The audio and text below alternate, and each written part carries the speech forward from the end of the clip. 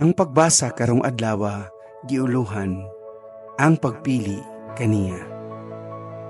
Busa, kung mukaon kamo or muinom o magbuhat sa bisan unsa, buhatan ninyo kining tanan aron sa paghimaya sa Dios. Mga taga Corinto 10:31. Lisod ang paghimog mga desisyon. Kung naata sa sitwasyon sa paghimo sa lisod nga desisyon, kanunay natong makita ng atong mga kaugalingon nga dili hinuon makadesisyon ug samtang kita kinahanglan nga magampo sa kanunay sa pagtan-aw sa atong sunod nga mga lakang sumala sa pulong sa Dios ug sa iyang mga paagi, usahay kita sobra kakomplikado sa atong mga lakang. Sa iyang unang sulat ngadto sa mga taga Corinto, si Apostol Pablo naghisgot og usa ka isyu bahin sa pagkaon, bahin sa kung unsay ilang angay o dili angay kanon.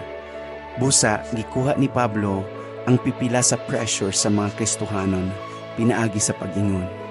Busa, kung mukaon kamo or muinom o magbuhat sa bisan unsa, buhatan ninyo kining tanan aron sa paghimaya sa Dios. Mga taga Corinto 10:31.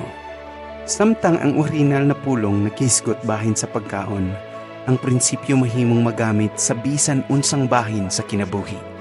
Bisan unsa pa ang atong pilion, buhaton nato kini aron mahimaya ang Dios.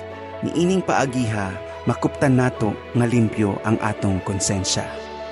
Bisan sa pag-andam sa atong mga pagkaon or desisyon sa atong mga negosyo, nagdula ka man og sports o nagtukod og mga balay, nanguna ka man sa usa ka team o nag-atiman sa imong mga anak, kung nagtudlo ka man o nag-atiman sa mga huyang og masakiton. Bisan unsa pa ang atong buhaton, ang atong pinakatinguha kinahanglan nga higugmaon ng Dios ug higugmaon ang uban, ug ang matag desisyon kinahanglan nga ehemplo ni ana ang gugma sa Dios. Busa karon, pangutan ang imong kaugalingon. Kini ba nga desisyon nagpasidungog sa Dios? Kini ba nga pagpili puno sa integridad? Makita ba sa uban ang iyang kinaiya nga nagdanag sa akong kinabuhi? Ang akong mga desisyon ba makapaduol sa mga tawo ngadto sa Dios o makapalayo ba kanila gikan kaniya?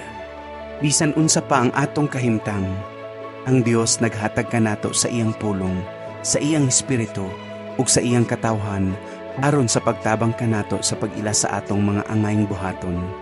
Busa sa paghimog mga desisyon, tinguhaon nato nga pasidunggan ang Dios kutob sa atong mahimo ug dayon isalig kaniya ang atong mga pagpili.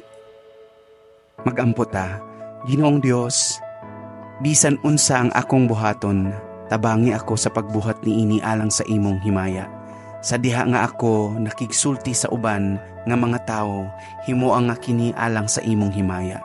Sa akong pagpanarbaho, kini alang sa imong himaya. Sa diha nga ako mugugol og panahon uban sa pamilya og mga higala, himua kini alang sa imong himaya.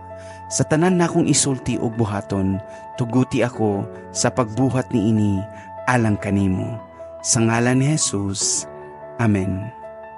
Ako si Richard Sistoso o kini ang King FM 92.5 FM, ang tingog sa grasya.